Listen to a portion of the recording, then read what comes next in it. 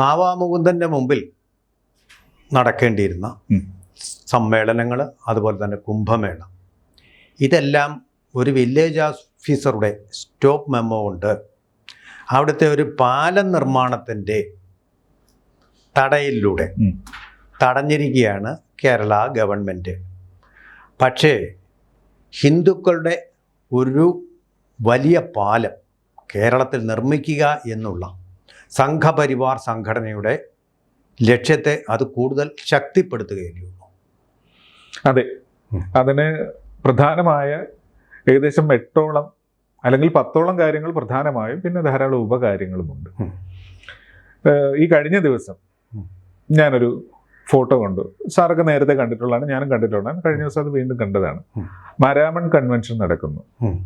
അവിടെ അക്കരെ ഇക്കരെ പോകുവാനായിട്ട് പമ്പാ നദിക്ക് കുറുകെ താൽക്കാലികമായ കുംഭമേളക്കിടാനായിട്ട് അവർ തയ്യാറെടുത്ത് അതേ പാലം നിർമ്മിച്ചിരിക്കുന്നു.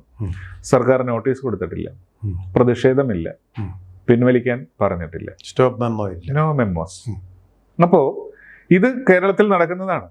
കേരളത്തിലെ അടിസ്ഥാന ജനവിഭാഗം എന്ന് പറയുന്നത് ഹിന്ദുക്കളാണ്.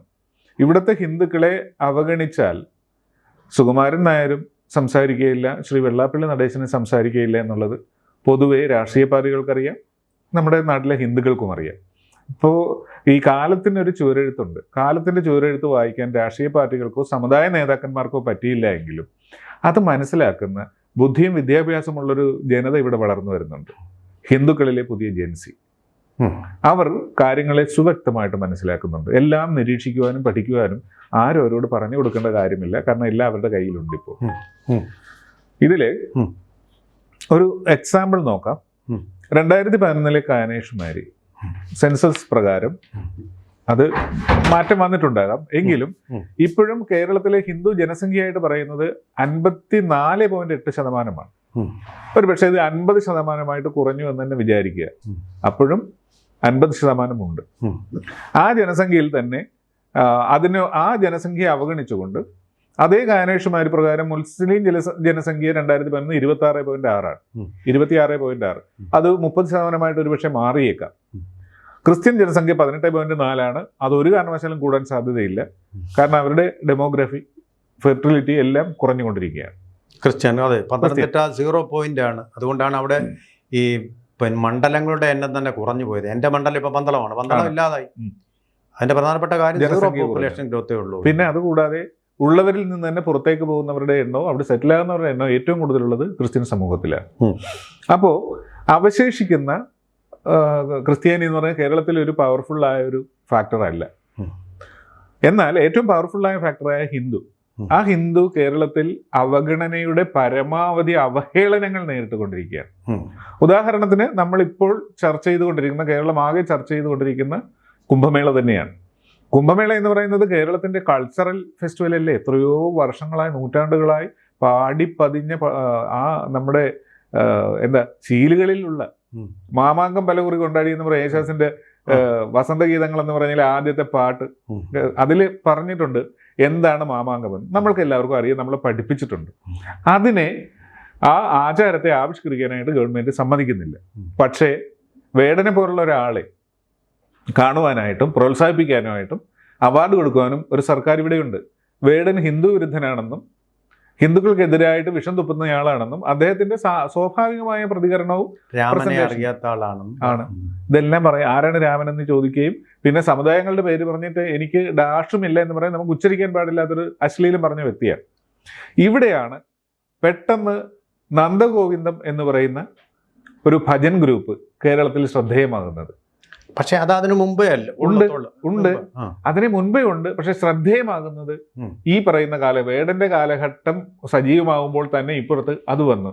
ഇതെങ്ങനെ വന്നു? ആരിതിനെ ഓർഗനൈസ് ചെയ്തു? ഇങ്ങനൊരു സംഭവം ഉണ്ടോ? ഹിന്ദുക്കളെ പെട്ടെന്ന് അന്വേഷിക്കുകയാണെങ്കിൽ ഈ ഗ്രൂപ്പ് എന്ന് പറയുന്നത് കോട്ടയത്ത് നട്ടാശ്ശേരി എന്ന് പറയുന്ന സ്ഥലത്ത് നിന്ന്, അതായത് അത് അവിടുത്തെ പുഴയുടെ തീരത്ത് തന്നെയുള്ള ഒന്നാണ്. ആ പുഴയുടെ തീരത്തുള്ള കുറേ ചെറുപ്പക്കാർ, അവർ പല വിദേശ രാജ്യങ്ങളിലും പോയവരാ, അവരെല്ലാം കൂടെ ഒന്ന് സംഘടിച്ചു, ഈ ഭജനമൊക്കെ പഠിച്ചു, പാടി, അങ്ങനെ ക്ഷേത്രങ്ങളിലെല്ലാം ഇവരെ ബുക്ക് ചെയ്യാൻ തുടങ്ങി.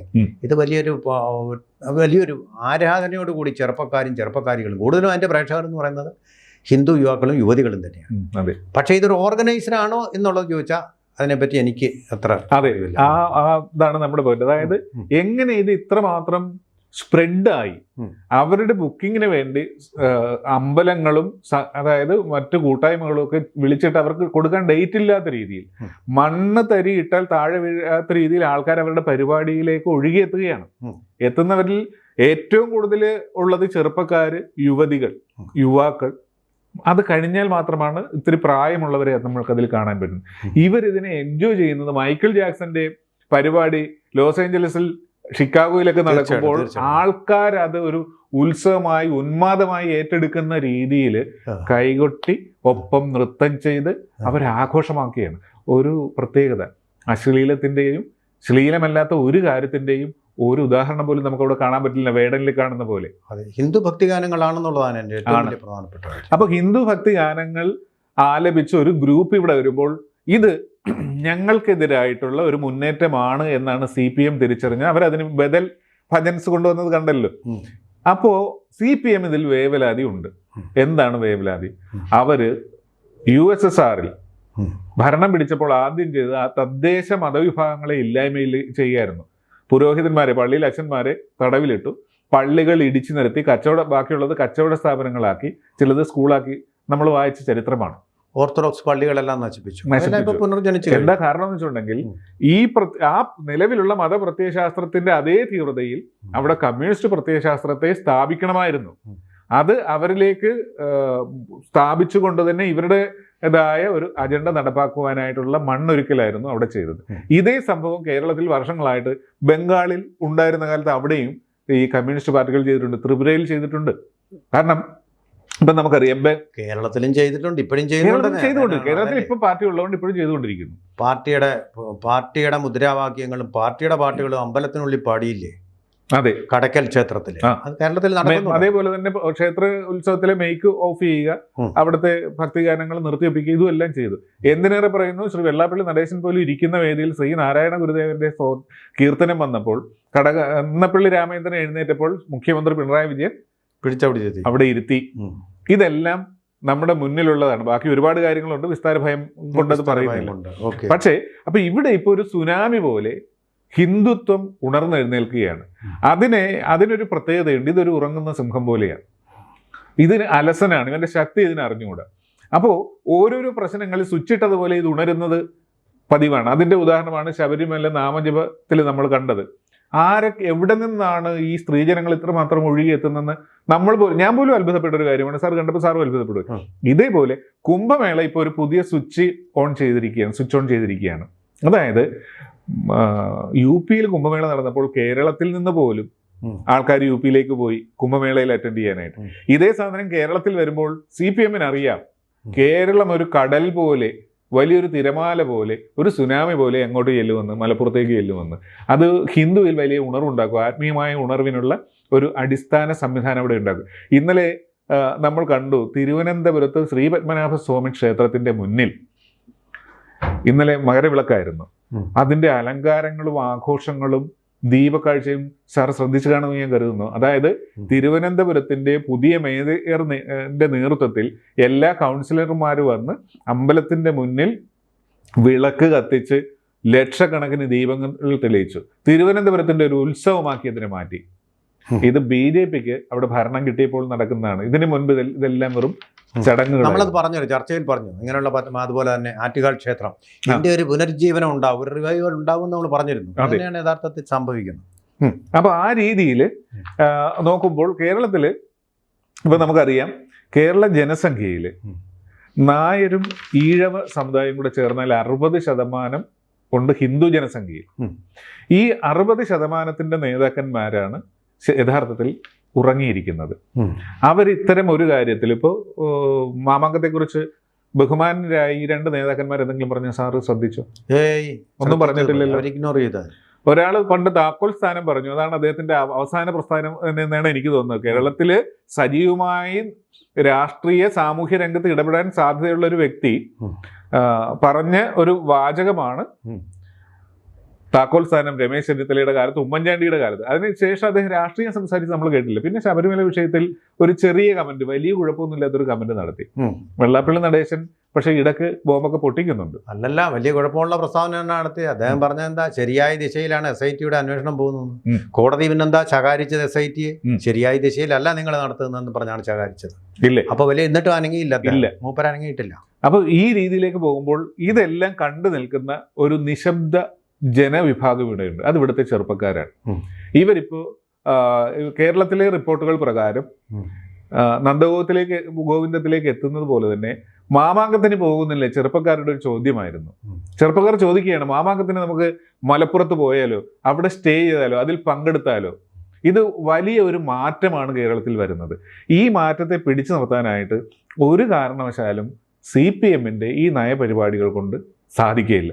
തന്നെയുമല്ല, മലപ്പുറത്ത് ഇത്തരത്തിലൊരു മാമാങ്കം നടത്തുന്നതിനോട് ഈ പാർട്ടിക്കാർ കരുതുന്ന പോലെ അവിടുത്തെ ന്യൂനപക്ഷ വിഭാഗങ്ങൾക്ക് എന്തെങ്കിലും എതിർപ്പുള്ളതായിട്ട് ഇതുവരെ ഒരു റിപ്പോർട്ടും വന്നിട്ടില്ല. ന്യൂനപക്ഷ വിഭാഗത്തിലുള്ള തീവ്രവാദികൾക്ക് ഒരുപക്ഷെ എതിർപ്പുണ്ടാകാം, അത് അവരുടെ കാര്യമാണ്. അത് മാനേജ് ചെയ്യുക എന്നുള്ളത് ഗവൺമെന്റിന്റെ ചുമതലയുമാണ്. അല്ലെങ്കിൽ അതിനുള്ള സംഘടനാ ശേഷി ഹിന്ദു സംഘടനകൾക്ക് തന്നെയുണ്ട്. ഇപ്പൊ മഠാധിപതി പറഞ്ഞിരിക്കുന്നത് എന്താണ്? എന്തൊക്കെ സംഭവിച്ചാലും കുംഭമേള നടന്നിരിക്കും, ആരൊക്കെ എതിർത്താലും കുംഭമേള അവിടെ നിശ്ചയിച്ച പോലെ നടക്കുമെന്ന് ഹിന്ദു ഐക്യവേദി പറഞ്ഞിട്ടുണ്ട്. ഇനി ആരെ കൂടുതലായിട്ട് പറയാനുള്ളത്? ആരുമില്ല, ജനങ്ങൾ മാത്രമാണ് പറയാനുള്ളത്. ജനങ്ങളെത്തും. ജനങ്ങളിപ്പോൾ കർണാടകം, അതുപോലെ തന്നെ തെലുങ്കാന, ആന്ധ്രാപ്രദേശ്, മഹാരാഷ്ട്ര ഇങ്ങനെയുള്ള സംസ്ഥാനങ്ങളിൽ നിന്നെല്ലാം ഉത്തർപ്രദേശിൽ നിന്ന് പോലും എത്താം. കാരണം കുംഭമേള എന്ന് പറയുന്ന അത്രമാത്രം ഒരു ഭക്തി ലഹരി അവരിൽ ഉണ്ടായിട്ടുണ്ട്. വളരെ വിജയകരമായിട്ട് നടന്ന യോഗി ആദിത്യനാഥ് നടത്തിയ ആ കുംഭമേളയുടെ സംഘാടനം, അതിൻ്റെ മികവ് എല്ലാവരെയും വളരെയധികം ആകർഷിച്ചിട്ടുണ്ട്. കുംഭമേളയ്ക്ക് ഒരു പുതിയ റിവൈവൽ വന്നിട്ടുണ്ട്. തീർച്ചയായിട്ടും അതുകൊണ്ടായിരിക്കണം ഈ കേരളത്തിലും ഈ കുംഭമേളയ്ക്ക് ഇത്രയധികം ഒരു പ്രാധാന്യം വരുന്നത്. നേരത്തെ അത്രയും ഇല്ലായിരുന്നു. കുംഭമേള നടത്തുമ്പോൾ ആരും ശ്രദ്ധിക്കാറില്ല. ഇപ്പോൾ പ്രാദേശികമായിട്ട് ധാരാളം വാട്സാപ്പ് ഗവൺമെന്റ് തന്നെ ഒരു തരത്തിൽ സഹായിച്ചു. കാരണം സ്റ്റോപ്പ് മെമ്മോ കൊടുത്ത ഒരു വിവാദം വന്നപ്പോഴാണ് ഇത് കൂടുതൽ ശ്രദ്ധിക്കാൻ തുടങ്ങി. ഒരു സാർ ശ്രദ്ധിച്ചതാണ്, ഈ വേടൻ രംഗപ്രവേശം ചെയ്തപ്പോൾ ആ പ്രോഗ്രാമിൽ പങ്കെടുത്തത് കൂടുതലും SC ST വിഭാഗത്തിലുള്ള ജെൻസികളായിരുന്നു. നമ്മളത് ആ വീഡിയോ കാണുമ്പോൾ നമുക്കറിയാം SC ST വിഭാഗത്തിലുള്ള ജെൻസികളാണ് അതിൽ പങ്കെടുത്തത്. അത് കേരള രാഷ്ട്രീയത്തിൽ CPMന്റെ ഒരു അടവ് നയമായിരുന്നു. അതായത് ഈ ഒരു വിഭാഗത്തെ ഇപ്പോൾ പ്രത്യേകിച്ച് ഒന്നും പറഞ്ഞ് കൂടെ നിർത്താൻ അവർക്കില്ല. കാരണം വാരിക്കോരി കൊടുക്കുന്നത് മറ്റുള്ളവർക്കാണെന്ന് അവർ മനസ്സിലാക്കുന്നുണ്ട്. അവർ വേടനിലൂടെ തങ്ങളുടെ ആശയത്തിലേക്ക് കൊണ്ടുവരാനായിട്ട് ഒരു SCയിൽപ്പെട്ട ഒരാളാണ് ഇത് വേടൻ എന്ന് പറയുമ്പോൾ സ്വാഭാവികമായിട്ട് ഇവർക്ക് ആ ഒരു ആരാധന വരും. അപ്പോൾ പോലൊരു കേസിൽപ്പെട്ട ആളെയാണ് ഇപ്പൊ ആസ്ഥാന ഗായകനായിട്ട് വെച്ച് ആരാധിച്ചുകൊണ്ടിരിക്കുന്നത്. അല്ല, ഇതെല്ലാം അവരെ സന്തോഷിപ്പിക്കാൻ വേണ്ടിയാണ്. കാരണം ഇതിനെ സംബന്ധിച്ചുള്ള സ്റ്റേറ്റ്മെന്റുകൾ നമ്മൾ ഈ സോഷ്യൽ മീഡിയ നോക്കിയാൽ അറിയാം. ദളിത് ആക്ടിവിസ്റ്റുകൾ ആരെങ്കിലും വേടനെ തള്ളി പറഞ്ഞിട്ടുണ്ടോ?